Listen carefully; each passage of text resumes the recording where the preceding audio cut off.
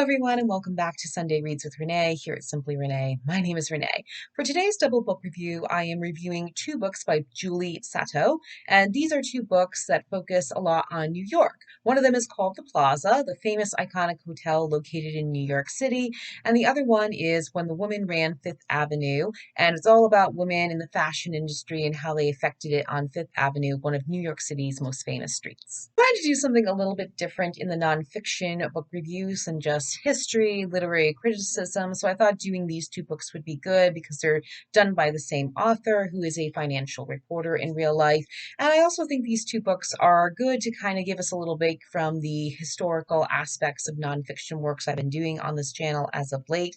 So I hope you will enjoy these. Before I begin, though, I want to let everyone know I will be revealing plot details, therefore spoilers are ahead, and I will be using alternative words and phrases because of YouTube rules and regulations. First one I'll review is The Plaza, and this is a book published in 2019 by Julie Satow, and it's all about the history of New York City's most famous and iconic hotel. And this is a grand hotel that has stood the test of time since its first completion and opening in 1907, and is still running today here in 2026. So we're talking about more than 100 years, close to 120 years. And this is a hotel that's had its ups and downs, its twists and turns, and it's had its own unique, iconic history. And this is what the book really discusses the most, all of its basic history, how it's this place for the glitz and glamour, as well as even to the wealthy. So you had famous guests staying there, such as F. Scott Fitzgerald, author of The Great Gatsby, and Alfred Gwynne Vanderbilt, who is a member of the famous Vanderbilt family. And these are these guests that have stayed there iconically, including the Beatles when they came to their first stateside visit in the 1960s. And also, it was the host of Truman Capote's famous black and white costume ball. So this is a very famous, iconic hotel that still stands today, and it's a place where it's been surrounded by its own unique history as well as the history of New York City. And it truly is a place that has glitz and glamour to it, and it is a beautiful building in itself, both inside and outside. At the same time, it has had its downturns. It's faced bankruptcies, financial ruins, tough competition with other hotels, as well as the tourism industry, and a fluctuating global economy. And as a result, it has had its ups and downs and has gone through various ownership, which is what Satow really does discuss here. She, of course, goes into detail about the glitz and glamour, these famous guests who stayed there, hosted parties here, a lot of the construction and the ideas behind the building itself and the construction of the plaza, and what makes it such a great, iconic, famous hotel in New York City and the world over. But at the same time, she does go into detail about how various ownerships and financial problems have affected this hotel so much, even now in the present day, due to, again, a fluctuating global economy, various ownerships, decisions that were made to keep it going that either have worked or have not worked. And so it goes into a lot of that detail, and I found that to be the most interesting and fascinating one because it has gone through various ownership. At one point, it was owned by the Hilton and the Westin hotel chains, Donald Trump as well, and it was run and owned by an Indian tycoon, as well as being run currently by a Qatari hospitality group to keep it going. And it's had its ups and downs with that various ownership. They've made changes to it to try and keep it going financially. They offer different types of things even today to try and make it a sellable, interesting hotel to really host your parties and stay at. And I have to say, if I had the money, I would probably stay there just for the experience. But the Plaza really is an iconic, famous hotel, and that's what Satow really does focus on here, that despite all of its downturns and its financial ruins and its bankruptcies and its general ability to try and survive among financial crises and poor decisions made by the people that have owned it or have tried to really make these decisions that they think are going to work but haven't, the hotel has gone through its problems and its issues. But the one thing that remains here is that it is an iconic hotel.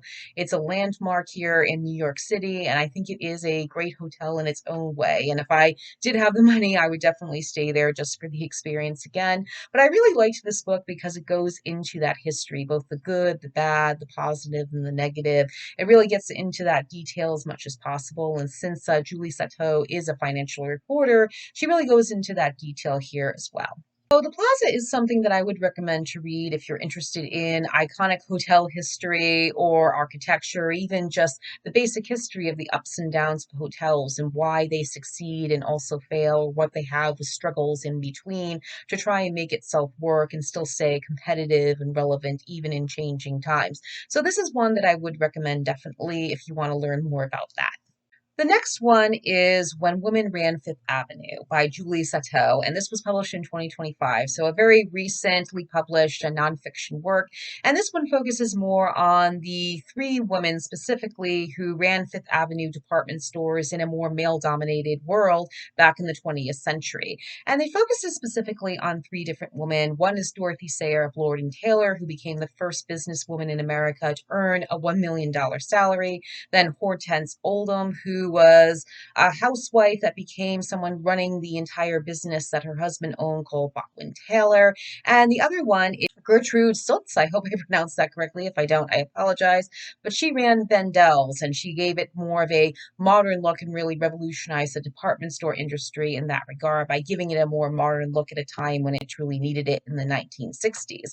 So these are three women that Satow specifically focuses on because they left their own individual mark on American fashion industry, especially at a time when you still had Parisian and other industries really making a prominence in the entire fashion industry, as well as really just trying to survive and succeed in what was then still a very much a male dominated world in terms of American fashion business, as well as on Fifth Avenue, where again, very male dominated. And I think this was an overall good book because it does delve into that pretty well, but at the same time, there isn't a very good balance between the professional and the personal lives. Now, I did enjoy the personal life aspect of it because I think it gives a more human approach or a personal look at these women to see what their lives are like and how they managed to succeed while also going into their own personal lives and what was happening at that time. But at the same time, it does focus a little bit too much on the personal rather than on the professional.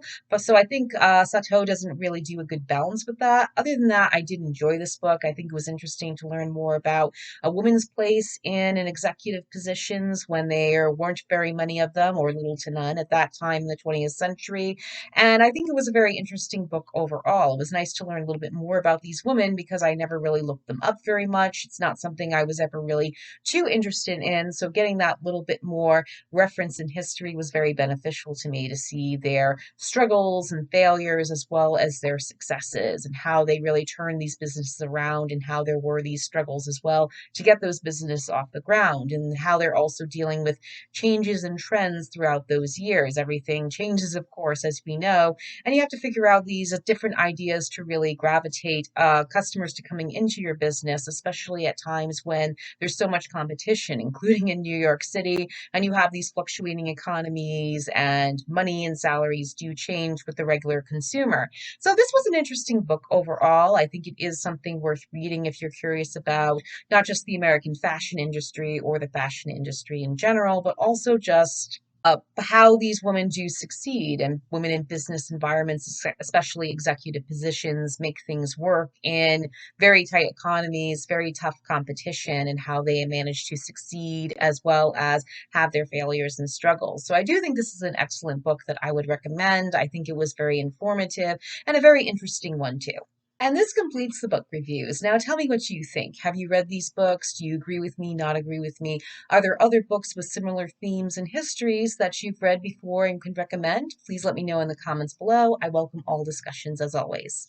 I thank you so much for tuning in. Please be sure to like, share, subscribe, and click the notification bell. I'll be back on Wednesday with a regular video, Friday with a food video, and next Sunday with another video. I am in the process of still going through my summer reads, so I will be putting out shorts soon, just discussing my opinions on that. It's been a little bit delayed due to everything that's happened in the last few weeks, but I'm looking forward to giving some updates on that and showing other shorts as well. I thank you so much again for tuning in, and I'll see you next time. Bye.